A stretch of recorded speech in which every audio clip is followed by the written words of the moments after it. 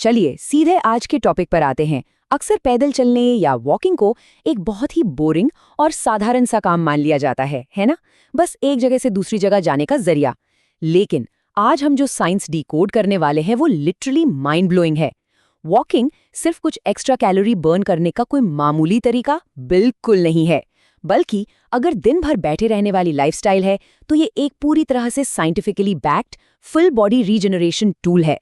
आज हम इसी सोर्स मटेरियल के आधार पर वॉकिंग के साइंस को डिकोड करेंगे और देखेंगे कि कैसे ये एक सिंपल सी एक्टिविटी हमारी बॉडी के हर एक सिस्टम को पूरी तरह से रीबूट कर सकती है। आज के इस एक्सप्लेनर में हमारा एजेंडा काफी दिलचस्प है। हम ब्रेन और सेंसरी हेल्थ से शुरुआत करेंगे, फिर कोर, इंटरनल ऑर्गन्स, डाइजेशन और हड्डियों के साइंस को समझेंगे। इसके बाद मेंटल रीसेट पर बात होगी और finally the daily fit formula के साथ इसे कंक्लूड करेंगे। तो चलिए आगे बढ़ते हैं। सेक्शन 1, ब्रेन और sensory health, the neurological reboot. 35 million, ये कोई छोटा मोटा नंबर नहीं है। यूनिवर्सिटी ऑफ कैंसास की एक स्टडी सिटिंग डिजीज यानी दिन भर बैठे रहने के खतरनाक नतीजों को उजागर करती है। दुनिया भर में 35 मिलियन से भी ज्यादा लोग डिमेंशिया और अल्जाइमर जैसी खतरनाक बीमारियों का शिकार हैं और लगातार कुर्सी पर बैठे रहने से इसका रिस्क बहुत तेजी से बढ़ जाता है। ये एक ऐसा रेड अलर्ट है जिसे हम चाहकर भी इग्नोर नहीं कर सकते। तो यहाँ पिक्चर में आता है एक बहुत ही इम्पॉर्टेंट कॉन्सेप्ट, हिप्पोकैम्पस। ये हमारे ब्रेन का वो खास हिस्सा है जो मेमोरी और लर्निंग को कंट्रोल करता है। होता क्या है कि जब कोई वॉक करता है तो सिर्फ पसीना ही नहीं निकलता, बल्कि ब्रेन में ब्लड फ्लो काफी बढ़ जाता है और ऐसे केमिकल्स रिलीज होते हैं जो लिटरली नए ब्रेन सेल्स बनाते हैं। तो बॉटम लाइन ये है कि रेगुलर वॉकिंग ब्रेन को सिकुड़ने से रोकती है। ये एक रिजिलिएंट माइंड बनाने के लिए किसी स्ट्रक्चरल बिल्डर की तरह काम करती है। और सिर्फ ब्रेन ही नहीं, पैरों के मूवमेंट और आंखों की रोशनी के बीच भी एक हैरान कर देने वाला कनेक्शन है। वॉकिंग आंखों के अंदर के फ्लूइड प्रेशर को स्टेबल करती है।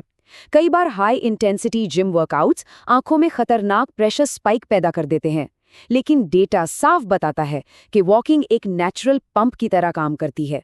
ये आंखों के प्रेशर को रेगुलेट करती है, ग्लूकोमा जैसी सीरियस बीमारियों को रोकती है और ऑप्टिक नर्व को डैमेज होने से बचाती है। ये सच में अमेजिंग है। अब आते हैं सेक्शन 2 पर, core internal organs, the engine room. अक्सर ये एक बड़ा मिथ फैलाया जाता है कि अगर हार्ट को मजबूत बनाना है तो दौड़ना या रनिंग करना बहुत जरूरी है। लेकिन अमेरिकन हार्ट एसोसिएशन ने इस बात को पूरी तरह से गलत साबित कर दिया है। सिर्फ 30 मिनट की वॉक हमारी आर्टरीज को चौड़ा करती है और बैड कोलेस्ट्रॉल को काफी इफेक्टिवली कम करती है। सबसे अच्छी बात, ये बिना किसी अननेसेसरी स्ट्रेस या कॉर्टिसोल स्पाइक के एकदम नेचुरल बीटा ब्लॉकर की तरह काम करती है। मतलब दिल को बिना थकाए उसे मजबूत बनाना। अब जरा फेफड़ों यानी लंग्स के मैकेनिज्म को समझते हैं। हमारे लंग्स बायोलॉजिकल फिल्टर्स की तरह होते हैं जो लंबे समय तक बैठे रहने की वजह से जाम या स्टैग्नेंट हो जाते हैं। जब कोई एरोबिक वॉक करता है तो उस दौरान की जाने वाली गहरी और रिदमिक ब्रीदिंग लोअर लंग्स में फंसी हुई वेस्ट गैसों को झटके से बाहर निकाल देती है। ये बेसिकली छिपे हुए टॉक्सिन्स को फ्लश आउट करके हमारे रेस्पिरेटरी सिस्टम की सफाई करने का तरीका है, जिससे ओवरऑल इम्यूनिटी जबरदस्त तरीके से बूस्ट होती है। इस नंबर 6 के पीछे की कहानी बहुत ही दिलचस्प है। ड्यूक यूनिवर्सिटी के एक बड़े ट्रायल में एक चौंकाने वाला रिजल्ट सामने आया। उस स्टडी के मुताबिक रनर्स के मुकाबले वॉकर्स में ग्लूकोज टॉलरेंस पूरे 6 गुना ज्यादा इंप्रूव होता है। जी हाँ, बिल्कुल सही सुना, पूरे 6 गुना। लेकिन सवाल ये है कि ऐसा होता क्यों है?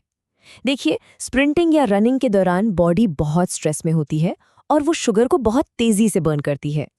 इसके बिल्कुल उलट वॉकिंग बहुत ही सस्टेनेबल तरीके से पैंक्रियाज को शुगर एफिशिएंटली प्रोसेस करने के लिए ट्रेन करती है।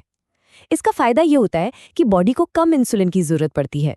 ऐसा लगता है जैसे पैंक्रियाज को एक लंबी रिलैक्सिंग छुट्टी मिल गई हो।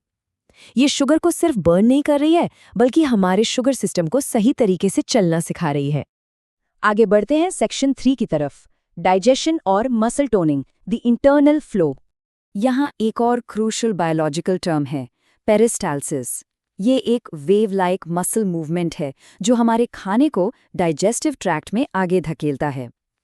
करीब 1.5 मिलियन लोगों पर हुई एक मैसिव स्टडी ये दिखाती है कि जो लोग एक्टिव रहते हैं उनमें कोलन कैंसर का रिस्क काफी कम होता है। और इसका सीधा सा कारण ये है कि वॉकिंग का फिजिकल एक्शन इस बायोलॉजिकल वेस्ट रिमूवल सिस्टम को मैकेनिकली स्टिमुलेट कर देता है, जिससे हमारा इंटरनल फ्लो एकदम स्मूथ और बिना किसी रुकावट के चलता रहता है। अब बात करते हैं द मसल इल्यूजन की। हम सब जानते हैं कि भारी जिम वर्कआउट से अक्सर मसल्स टूटते हैं और जॉइंट्स में इन्फ्लेमेशन होता है। लेकिन अगर सही फॉर्म के साथ 10,000 स्टेप्स चले जाएं, मतलब स्पाइन एकदम सीधी, कोहनियां 90 डिग्री पर और पेल्विस पूरी तरह स्टेबल, तो ये लो इम्पैक्ट वॉकिंग बिना किसी डैमेज के पूरी बॉडी को टोन कर सकती है और बेली फैट को कम कर सकती है। सच कहा जाए तो ये किसी भी इंटेंस जिम वर्कआउट को सीधी टक्कर दे सकती है।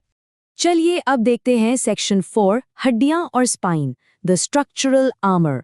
यहाँ एक सच में माइंड ब्लोइंग कॉन्सेप्ट आता है जिसे पीजो इलेक्ट्रिक इफेक्ट कहते हैं।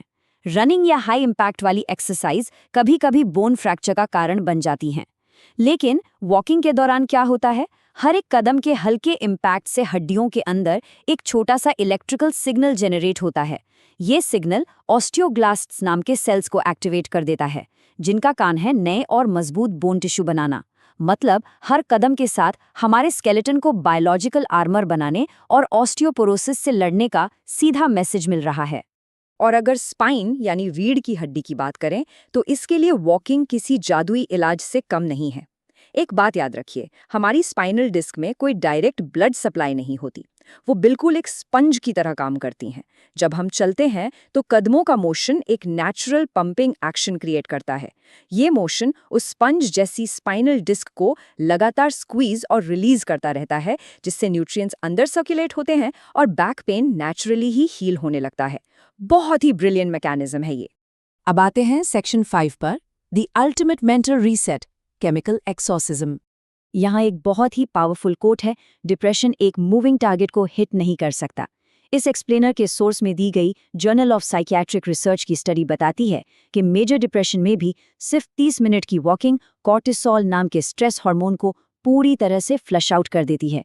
साथ ही ये एंडोर्फिन और ब्रेन को रिपेयर करने वाले BDNF जैसे फील गुड केमिकल्स रिलीज करती है। ये लिटरली हमारे दिमाग के लिए एक इमोशनल रीसेट बटन दबाने जैसा है। तो अब तक की बातें सुनकर एक क्रूशियल सवाल हम सबके दिमाग में आना चाहिए।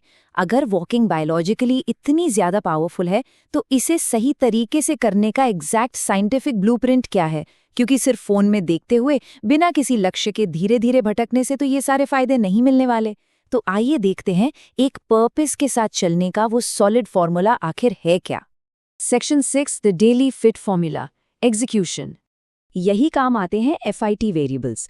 इसमें पहला है फ्रीक्वेंसी। इसे रोजाना करना सबसे बेस्ट है, या फिर कम से कम हफ्ते में 3 से 5 बार। दूसरा है इंटेंसिटी, और ये सबसे ज़रूरी पार्ट है। इंटेंसिटी हमेशा टॉक टेस्ट जोन में होनी चाहिए, यानी एक ऐसी स्पीड जहां बात तो आराम से की जा सके लेकिन गाना न गाया जा सके। और तीसरा है टाइम। बायोलॉजिकल चेंज को ट्रिगर करने के लिए 30 मिनट या फिर 6000 स्टेप्स की एक सॉलिड बेसलाइन होना बहुत ज़रूरी है।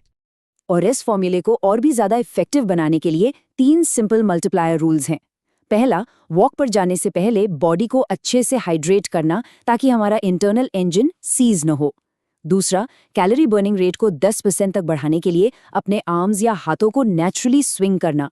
और तीसरा, सबसे अहम रूल, अपने सर्केडियन रिदम को पूरी तरह से अलाइन और रीसेट करने के लिए रोज एक ही समय पर वॉक करना, खासकर अगर वो सुबह का वक्त हो। अब ये समझना बहुत जरूरी है कि असली बदलाव सिर्फ फिजिकल लेवल पर नहीं होता। सोर्स मटेरियल में थिक नहत हन की एक बहुत ही बेहतरीन किताब हाउ टू वॉक का जिक्र किया गया है। ये किताब बताती है कि किसी भी इंसान का वॉकिंग पॉस्चर, उसकी स्पीड और कदम रखने का तरीका, ये सारी चीजें उसके इनर मेंटल स्टेट को एक्सपोज कर देती हैं। असली ट्रांसफॉर्मेशन तब शुरू होता है जब हम अपने कदमों और पोस्चर को कॉन्शियसली ऑब्जर्व करना शुरू करते हैं। तो इस पूरे एक्सप्लेनर के अंत में एक बहुत ही प्रोवोकेटिव थॉट के साथ हम इसे रैप अप करेंगे। सोचना ये है कि क्या कुर्सी पर बैठे बैठे बॉडी को धीरे धीरे कमजोर होने देना है, या